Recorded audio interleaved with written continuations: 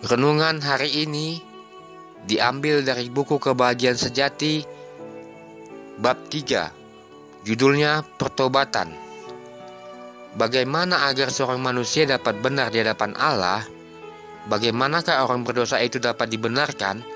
Hanya melalui Kristus kita dapat rukun dengan Allah dengan kesucian. Tetapi bagaimana kita bisa datang kepada Kristus? Banyak orang yang menanyakan pertanyaan serupa itu, sebagaimana juga ditanyakan oleh orang banyak pada hari Pentakosta ketika dosanya ditunjukkan dan mereka berseru, "Apakah yang harus kami perbuat?" Jawab Petrus yang pertama ialah, "Hendaklah kamu bertobat." Kisah 2 ayat 37 dan 38. Pada saat yang lain dengan singkat dikatakannya, "Karena itu sadarlah dan bertobatlah supaya dosamu dihapuskan." Kisah 3 ayat 19.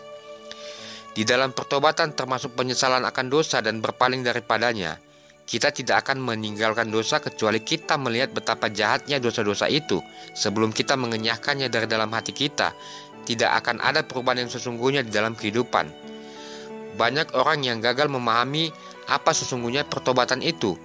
Banyak orang merasa sedih karena mereka telah berbuat dosa dan mengadakan pembaruan secara lahiriah karena mereka takut perbuatan salah yang mereka lakukan akan membawa bencana kepada diri sendiri.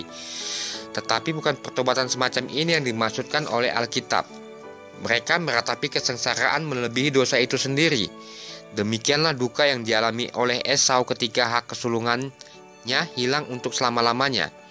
Balhum karena takut malaikat yang berdiri di tengah jalan dengan pedang terhunus mengaku kesalahannya supaya nyawanya jangan binasa. Tetapi bukan itulah pertobatan sejati, tanpa perubahan maksud dan kemuakan akan kejahatan. Yudas Iskariot setelah mengkhianati Tuhannya berseru, "Aku berdosa karena menyerahkan darah orang yang tak bersalah." Matius 27 ayat 4. Pengakuan terdorong oleh rasa bersalah dengan kekhawatiran akan hukuman yang dahsyat dan pandangan yang menakutkan atas penghukumannya. Akibat-akibat yang dihadapinya memenuhi dirinya dengan perasaan yang dahsyat, namun tidak berakar dalam dengan hati yang hancur, karena telah mengkhianati anak Allah yang tak bersalah sama sekali serta menyangkal yang maha suci. Firaun yang mengakui salahnya demi menghindari hukuman berikutnya, bahkan kembali melawan Allah begitu kutuk itu dihentikan. Semua ratapan semacam ini hanyalah akibat-akibat dari dosa itu, tetapi bukan karena berduka cita atas dosa itu sendiri. Tetapi apabila hati menyerah kepada pengaruh roh Allah, maka hati nurani akan dihidupkan, dan orang yang berdosa akan melihat hal-hal yang dalam dan kekudusan dari hukum Allah yang suci, dasar pemerintahan Allah di surga dan dunia. Karena terang yang sesungguhnya yang menerangi setiap orang sedang datang ke dalam dunia, menerangi setiap sudut yang gelap dalam jiwa itu, dan hal-hal yang tersembunyi di dalam kegelapan dinyatakan. Yohanes 1 ayat 9. Keyakinan mencekam hati dan pikiran. Orang berdosa mengalami satu perasaan takut untuk menghadap dalam kesalahan dan ketidaksuciannya sendiri di hadapan Allah yang menyelidiki hati manusia. Dia memandang kasih Allah, keindahan dan kegembiraan kesucian. Dia ingin disucikan dan dipulihkan dalam hubungan dengan surga. Doa Daud setelah kejatuhannya menggambarkan keadaan duka sejati atas dosa itu. Pertobatan yang jujur dan hati yang tulus dan dalam. Padanya tidak ada usaha hendak meringankan kesalahannya. Tiada keinginan melarikan diri dari hukuman yang mengancam, membuat dia tekun dalam doa. Daud melihat betapa besarnya pelanggaran yang dibuatnya.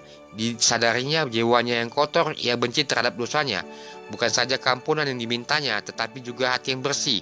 Dia merindukan kegembiraan yang kudus supaya dipulihkan selaras dengan hubungan kepada Allah. Inilah ungkapan jiwanya. Berbahagialah orang yang diampuni pelanggarannya, yang dosanya ditutupi. Berbahagialah manusia yang kesalahannya tidak diperhitungkan Tuhan dan yang tidak berjiwa penipu. Mazmur 32 ayat 1 dan 2. Kasihanilah aku ya Allah menurut kasih setiamu. Hapuskanlah pelanggaranku menurut rahmatmu yang besar. Bersihkanlah aku seluruhnya dari kesalahanku, dan tahirkanlah aku dari dosaku. Sebab aku sendiri sadar akan pelanggaranku. Aku senantiasa bergumul dengan dosaku terhadap engkau. Terhadap engkau sajalah aku telah berdosa dan melakukan apa yang kau anggap jahat, supaya ternyata engkau adil dalam putusanmu, bersih dalam penghukumanmu. Sesungguhnya dalam kesalahan aku diperanakan, dalam dosa aku dikandung ibuku. Sesungguhnya engkau berkenan akan kebenaran dalam batin, dan dengan diam-diam engkau memberitahukan hikmat kepadaku. Bersihkanlah aku daripada dosaku dengan hisop, maka aku menjadi tahir. Basuhlah aku, maka aku menjadi lebih putih dari salju. Biarlah aku mendengar kegirangan dan sukacita, biarlah tulang yang kau remukkan bersorak-sorak kembali. Sembunyikanlah wajahmu terhadap dosaku, hapuskanlah segala kesalahanku. Jadikanlah hatiku tahir ya Allah, dan perbaharuilah batinku dengan roh yang teguh. Janganlah membuang aku dari hadapanmu, dan janganlah mengambil rohmu yang kudus daripadaku. Bangkitlah kembali padaku kegirangan karena selamat yang daripadamu, dan lengkapilah aku dengan roh yang rela. Maka aku akan mengajarkan jalanmu kepada orang-orang yang melakukan pelanggaran, supaya orang-orang berdosa berbalik kepadamu. Lepaskanlah aku dari hutang darah ya Allah, Allah keselamatanku. Maka lidahku akan bersorak-sorai memberitakan keadilanmu.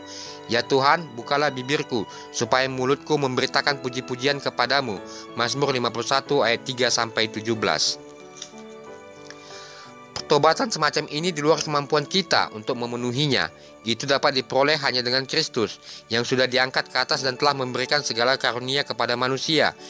Justru disinilah banyak orang yang sesat, dan karena itu mereka gagal menerima pertolongan yang ingin diberikan Kristus. Mereka mengira bahwa mereka tidak dapat datang kepada Kristus kecuali mereka bertobat lebih dulu, dan pertobatan itu yang menyediakan jalan keampunan atas dosa-dosa mereka. Memang benar, pertobatan mendahului keampunan dosa, karena hanya orang yang hancur hatinya akan dapat merasakan perlunya seorang juru selamat. Tetapi haruskah orang berdosa menunggu sampai dia telah bertobat sebelum dia menerima Kristus? Apakah pertobatan itu merupakan satu penghalang antara orang yang berdosa dengan juru selamat? Alkitab tidak mengajarkan bahwa orang berdosa harus bertobat sebelum dia dapat menghargai undangan Kristus. Marilah kepadaku semua yang letih lesu dan berbeban berat, aku akan memberikan kelegaan kepadamu. Matius 11 ayat 28. Kebajikan yang datang dari Kristus itulah yang menuntun orang menuju pada pertobatan yang sejati. Rasul Petrus membuatnya dengan jelas di dalam ucapannya kepada orang-orang Israel manakala dia berkata, dialah yang telah ditinggikan oleh Allah sendiri dengan tangan kanannya menjadi pemimpin dan juru selamat, supaya Israel dapat bertobat dan menerima pengampunan dosa.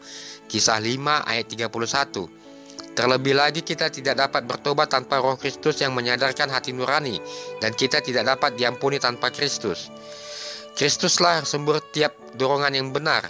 Dialah satu-satunya yang dapat menanamkan di dalam hati itu sifat melawan dosa. Tiap-tiap keinginan akan kebenaran dan kesucian, setiap keyakinan kesadaran akan dosa-dosa kita sendiri adalah merupakan bukti bahwa Roh Kristus bekerja di hati kita. Yesus berkata, apabila aku ditinggikan dari bumi, aku akan menarik semua orang datang kepadaku.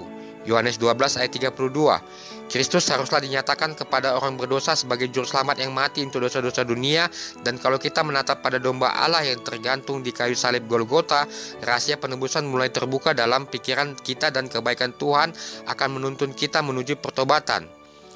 Dalam kematian bagi orang-orang berdosa, Kristus menunjukkan satu kasih yang tiada terduga dalamnya, dan kalau orang berdosa memandang pada kasih ini, maka hatinya akan dilembutkan, hatinya hancur, dan penyesalan pun timbul di dalam jiwanya. Memang benar manusia terkadang malu pada jalan-jalannya yang penuh dosa serta meninggalkan kebiasaan-kebiasaan mereka yang buruk sebelum menyadari bahwa mereka sedang tertarik kepada Kristus. Tetapi bila mana mereka mengadakan satu usaha pembaruan berdasarkan kerinduan untuk melakukan yang benar, kuasa Kristus itulah yang menarik mereka. Satu pengaruh yang tidak mereka sadari bekerja di dalam jiwa mereka, sehingga hati nurani dibangunkan dan kehidupan tabiat pun diperbaiki. Manakala Kristus menarik mereka supaya menatap pada salibnya, menatap dia yang telah tertikam oleh karena dosa-dosa mereka, mulailah hukum Tuhan mendiami lubuk hati. Kehidupan mereka yang jahat, dalamnya dosa-dosa mereka berakar di dalam jiwa, ditunjukkan. Mereka mulai memahami sesuatu mengenai kebenaran Kristus serta berseru, apakah dosa itu sehingga mengharuskan satu korban penebusan bagi orang-orang yang menjadi korbannya? Apakah semua kasih, derita, kehinaan ini diwajibkan supaya kami jangan binasa, melainkan beroleh hidup yang kekal? Orang berdosa mungkin menolak kasih ini dan menolak untuk ditarik kepada Kristus. Tetapi jika dia tidak menolaknya, maka dia akan ditarik kepada Kristus.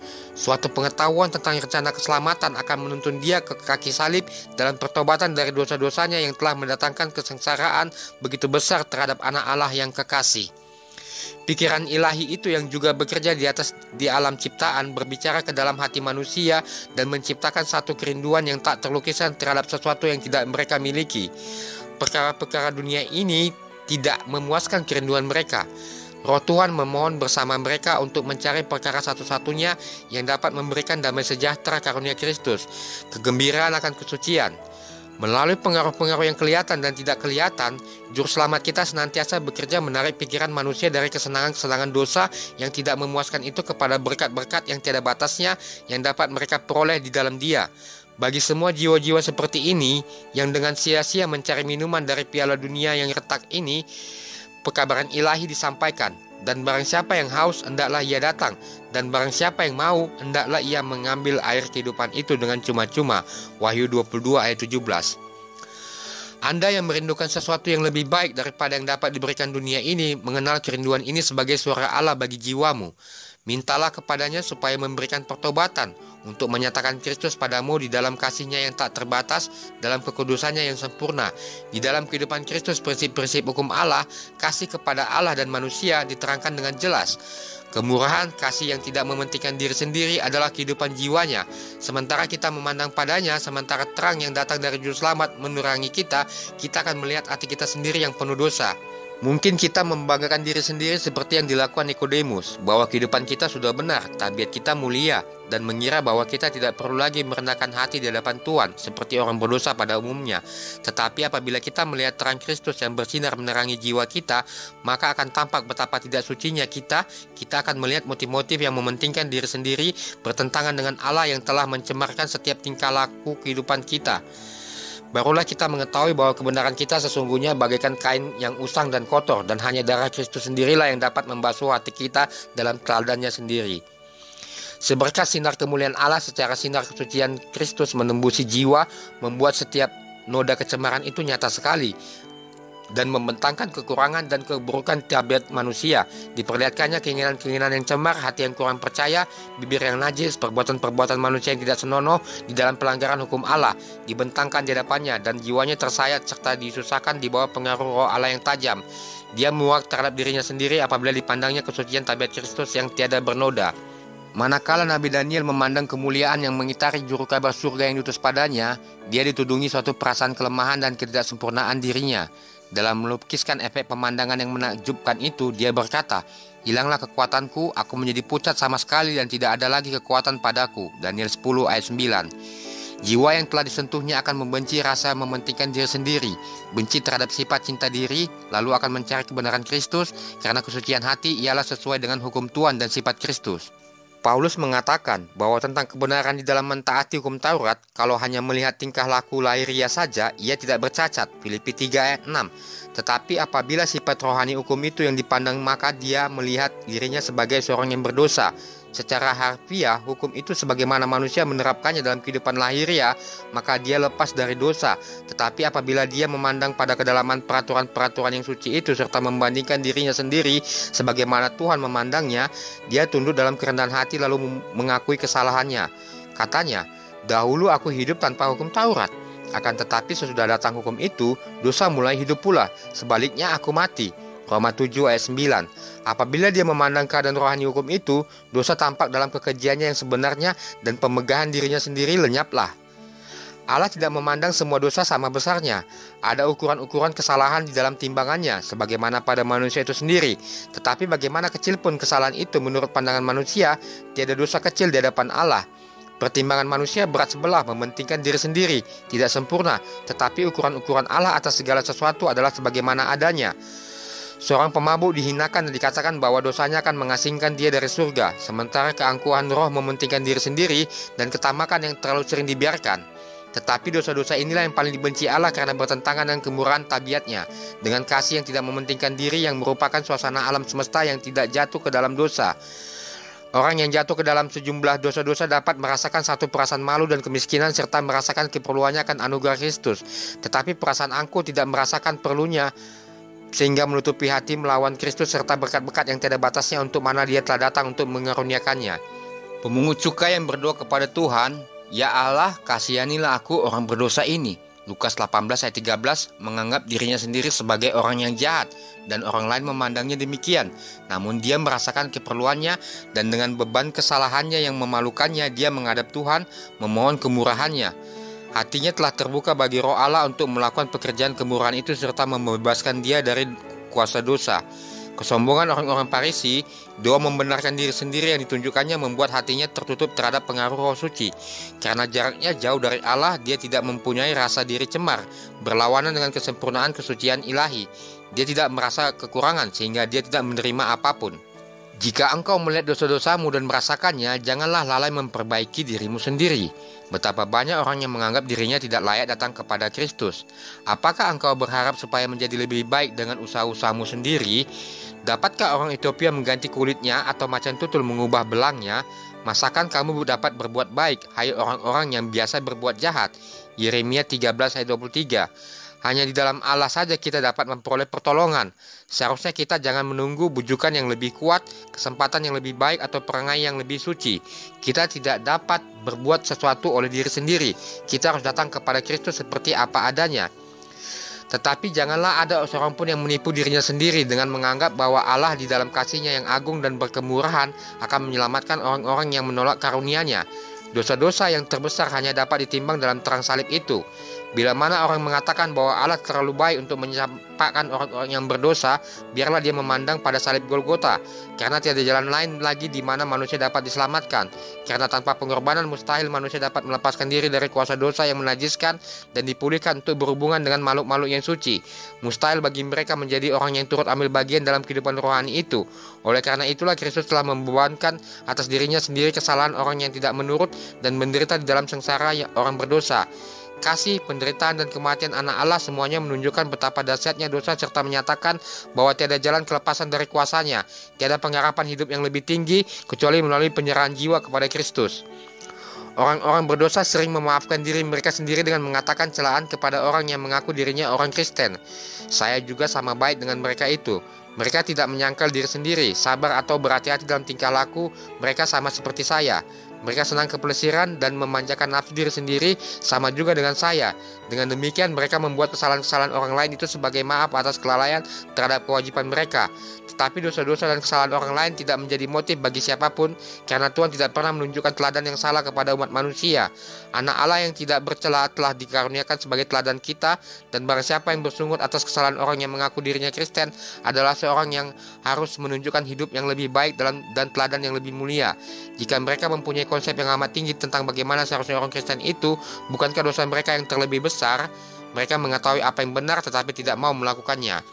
Waspadalah terhadap menunda-nunda. Jangan lengah membuang dosa-dosamu serta mencari kesucian hati melalui Kristus. Di dalam hal seperti inilah ribuan orang telah tersesat dan menemui kebinasaannya untuk selama-lamanya.